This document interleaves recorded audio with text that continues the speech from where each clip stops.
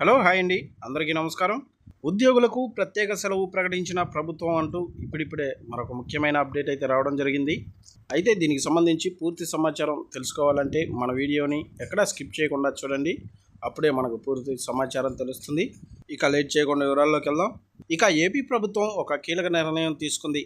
ప్రత్యేకంగా సెలవును ప్రకటించింది. అధికారికంగా ఉత్తర్వులు జారీ చేసింది. ప్రస్తుతం దేశవ్యాప్తంగా 5 రాష్ట్రాల అసెంబ్లీ ఎన్నికలు జరుగుతున్న సంగతి తెలిసిందే. ఇప్పటికే కేరళ, పుదుచ్చేరి, అస్సాంలలో పోలింగ్ ప్రక్రియ పూర్తయింది. ఈ నెల 23న తమిళనాడు, పశ్చిమ బెంగాల్లో తొలి విడత ఎన్నికల పోలింగ్ జరగనుంది.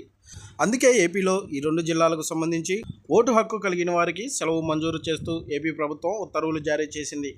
తమిళనాడు సరిహద్దు జిల్లాలుగా చిత్తూరు, తిరుపతి ఉన్నాయి. తమిళనాడులో ఓటు హక్కు ఉన్న ఉద్యోగులు ఆ 2 జిల్లాల్లో ఉన్నారు.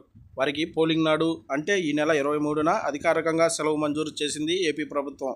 వారందరూ పేరుకే తెలుగు రాష్ట్రాల వారు. కానీ చిత్తూరు జిల్లాతో పాటు తిరుపతి జిల్లాలో తమిళనాడు వాసులు ఎక్కువగా ఉంటారు. ప్రభుత్వ ఉద్యోగుల కంటే ప్రైవేటు ఉద్యోగులు అధికం. ఆ 2 జిల్లాల్లో తమిళనాడు వాసులు ఎక్కువగా వచ్చి ఆ 2 జిల్లాల్లో స్థిరపడుతుంటారు. మరోవైపు చిన్న చిన్న దుకాణాలతో పాటు ఏపీకి చెందిన ఫ్యాక్టరీలలో సైతం తమిళనాడు కార్మికులు పనిచేస్తుంటారు. అటువంటి వారికి ఈ నెల 23న పోలింగ్ నాడు పెయిడ్ హాలిడే ఇవ్వాలని రాష్ట్ర ప్రభుత్వం స్పష్టమైన ఆదేశాలు జారీ చేసింది. ఓటు వేయడానికి వెళ్లే ఉద్యోగుల జీతంలో ఎటువంటి కోత విధించకూడదని యాజమాన్యాలకు స్పష్టం చేసింది. తమిళనాడుతో చిత్తూరుతో పాటు తిరుపతి జిల్లాలకు ప్రత్యేక అనుబంధం ఉంది. దశాబ్దాలుగా తమిళనాడు ప్రజలు ఎక్కువగా 2 జిల్లాల్లో నివాసం సాగిస్తుంటారు. అయితే పోలింగ్ నాడు ఓటు హక్కు వినియోగించుకునేందుకు వీలుగా ఆ రోజు వారికి సెలవు ప్రకటించారు. దీనిపై వారు ఆనందం వ్యక్తం చేస్తున్నారు.